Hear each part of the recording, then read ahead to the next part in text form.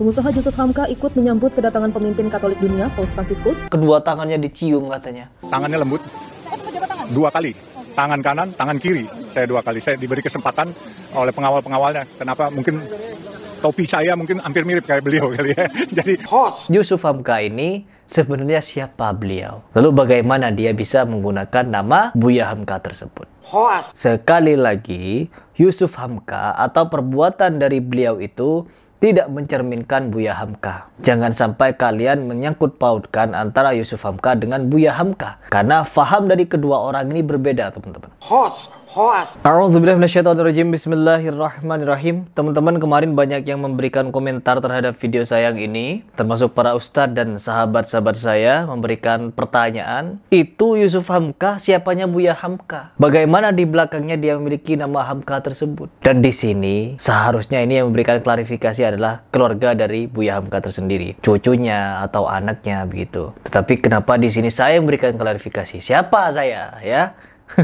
Di sini saya bukan ingin mengklarifikasi untuk membantah siapakah Yusuf Hamka, apakah dia punya hubungan darah dengan Buya Hamka atau tidak, atau bagaimana. Karena apa? Perbuatan dia tidak mencerminkan sikap Buya Hamka. Ya, yang dimana Buya Hamka dia dalam segi akidah dia tegas dan lugas, teman-teman. Tidak seperti ini bermudah-mudahan dengan orang-orang non-muslim. Kita bisa menyaksikan sendiri kalau dulunya Yusuf Hamka ini adalah seorang non-muslim, ya. Dia mu'alaf karena katanya sering nonton kajian Buya Hamka di TVRI atau bagaimana itu. Lalu ketika dia mendengar kajian itu, dia tertarik kepada Islam lalu masuk Islam. Dan setelah berjalannya waktu, beliau memutuskan untuk masuk Islam melalui Buya Hamka. Menurut informasi begitu. Dan disitulah dia katanya merubah namanya. Nama sebelumnya dengan nama setelah dia mu'alaf, teman-teman. Dan ketika dia sudah mu'alaf ini, satu hal yang sangat mencolok, ternyata pemahaman dia tidak seperti pemahaman Buya Hamka. Ini yang saya sedihkan. Lalu bagaimana proses beliau ini memiliki nama Hamka itu? Nanti akan saya ceritakan. Tetapi sebelum itu, kita harus memberikan penjelasan mengenai siapa Buya Hamka. Buya Hamka sudah pernah kita bahas beberapa bulan yang lalu dengan seorang penulis, yaitu Ustadz Muhammad Yasin, yang dimana beliau ini mengkoleksi berbagai macam tulisan dari Buya Hamka.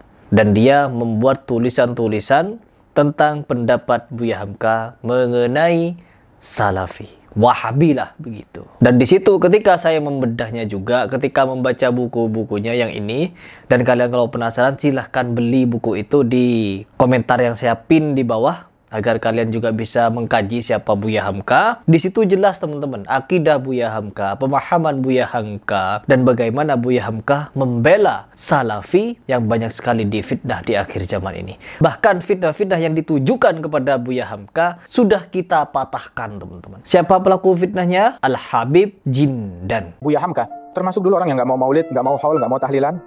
Nggak tahu akhir hayatnya dia bikin haul. Mereka menyatakan hal demikian tentang Buya Hamka. Mereka itu dapat informasi dari mana? Kami pribadi, kakek saya yang bilang, Habib Samjinan bilang, dia bikin haul waktu abahnya atau uminya meninggal, dia bikin haul. Kemudian juga dia tahlilan, dia hadir maulid dia. Ditanya oleh murid, Buya dulu nggak mau ini semua, kenapa sekarang mau? Dulu Buya baru baca 1-2 kitab, sekarang udah baca ratusan kitab. Ternyata ada di situ yang membolehkan. Makin luas ilmu seseorang, makin sedikit komplainnya dia dan pengingkaran dia kepada orang lain. Mendegradasi Buya Hamka. betul. Padahal kita tahu Buya Hamka dari masa remaja, dari muda sudah menulis. Justru pernyataan tersebut merendahkan kehormatan, kewibawaan, dan keilmuan Buya Hamka. Buya Hamka sekaligus kepribadiannya. Jadi seolah-olah ini membodohkan Buya Hamka dulu bodoh. Iya. Padahal Buya Hamka sama sekali tidak pernah ikut yang seperti itu. Mas Ashidi idhasha kashira. Beliau memfitnah Buya Hamka melakukan haul, maulid, dan tahlilan katanya. Fitnah yang sangat keji. Sangat-sangat keji itu fitnah. Ya Allah, jangankan Buya Hamka, sahabatnya sendiri, Bung Karno. Bung Karno itu, teman-teman, tidak mau merayakan tahlilan. Bahkan ketika beliau wafat pun, minta untuk disolati dan dikafankan dengan prosesi Muhammadiyah. Jadi jelas di sini, Buya Hamka tidak seperti apa yang difitnahkan. Buya Hamka itu adalah sosok yang dimana tegas di dalam akidah, bermanhaj salaf, ya, berdiri teguh di atas sunnah, teman-teman. Ya, beliau sosok yang hebat. Tapi ketika kita melihat kemarin seorang Yusuf Hamka, ya, beliau mencium-cium tangan. Pengusaha Yusuf Hamka ikut menyambut kedatangan pemimpin Katolik dunia, Paus Fransiskus, saat di Masjid Istiqlal, Jakarta. Kedua tangannya dicium katanya. Tangannya lembut, 2 kali. Tangan kanan, tangan kiri. Saya 2 kali. Saya diberi kesempatan oleh pengawal-pengawalnya. Kenapa? Mungkin topi saya mungkin hampir mirip kayak beliau kali ya. Jadi saya di sini hanya miris. Miris itu sedih, teman-teman. Yang seharusnya nggak perlu. Kalau kita mau bertemu dengan sosok seperti itu, tidak perlu kita mengagungkan secara berlebihan. Salaman seperti biasa saja. Seperti Jokowi lah minimal. Karena Paus Fransiskus ada di kursi roda, jadi salamannya agak membungkukkan badan. Begitu ya. Masih mending itu ya Jokowi ya. Daripada Yusuf Hamka ini. Ya Allah. Sekarang kita coba masuk kepada materi yang di mana Yusuf Hamka ini sebenarnya siapa beliau? Lalu bagaimana dia bisa menggunakan nama Buya Hamka tersebut? Coba kita langsung baca di salah satu buku bantahan terhadap video itu. Pribadi dan Martabat Buya Profesor Dr. Hamka. Di sini kita sudah memberikan tanda, teman-teman. Kita langsung masuk kepada inti awal mula Yusuf Hamka ini memiliki nama seperti itu.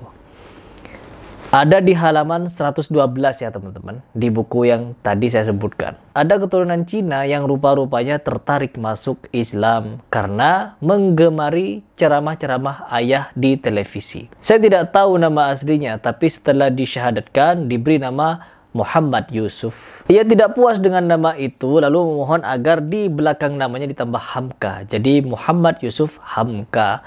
Mulanya ayah keberatan karena itu adalah hak dari anak-anaknya. Tetapi dia tetap merasa dirinya sebagai anak ke-11. Akhirnya ayah tak kuasa mencegahnya. Setelah kepada Yusuf diyakinkan bahwa anak ke-11 itu tidak berarti adopsi atau anak angkat menurut orang barat dan ahli waris, Yusuf mengerti dan berjanji tidak akan menyalahgunakannya. Dia hanya bangga karena telah berkenalan dengan orang yang dikaguminya melalui televisi itu.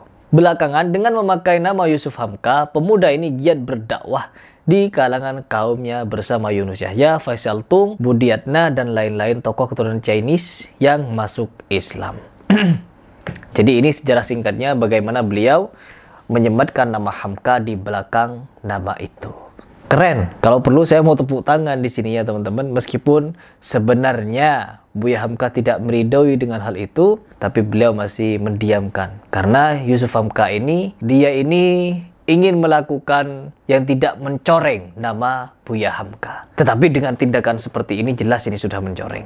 Bukan saya di sini mengajarkan kebencian. No, teman-teman. Saya tidak mengajarkan kebencian kepada orang-orang non-muslim. Karena saya yakin, teman-teman, Buya Hamka apabila ketemu dengan orang-orang non-muslim seperti ini, maka tindakannya juga tidak akan seperti itu. Tidak akan cium-cium tangan, teman-teman. Karena kita paham sendiri bagaimana akidah beliau. Jangankan kepada orang-orang non-muslim seperti ini. Kepada debus pun, Buya Hamka itu tidak sepakat. Ya, kepada debus nih. Jadi di sini yang perlu kita menjadikan perhatian, sekali lagi, Yusuf Hamka atau perbuatan dari beliau itu tidak mencerminkan Buya Hamka. Jangan sampai kalian menyangkut pautkan antara Yusuf Hamka dengan Buya Hamka. Karena faham dari kedua orang ini berbeda, teman-teman. Meskipun Yusuf Hamka ini kagum terhadap Buya Hamka, kemungkinan besar beliau belum membaca keseluruhan dari buku-buku Buya Hamka. Karena bisa terlihat sendiri bagaimana dia mengagumkan orang-orang yang jelas menduakan Allah. Menganggap Allah punya anak, dan lain sebagainya. Jadi ini yang ingin saya sampaikan kepada kalian, informasi yang perlu kalian ketahui, bahwa sekali lagi Yusuf Hamka tindakannya tidak mewakili Buya Hamka. Meskipun menggunakan nama Hamka, kita jangan menyeret-nyeret nama Buya Hamka di dalam tindakan beliau, cium-cium tangan orang kafir. Begitu saja yang ingin saya sampaikan, semoga bisa dimengerti. Apabila ada yang salah, keliru, menyinggung, itu murni dari kesalahan dan kebodohan saya. Tetapi apabila ada yang benar, itu dari Allah Subhanahu wa Ta'ala.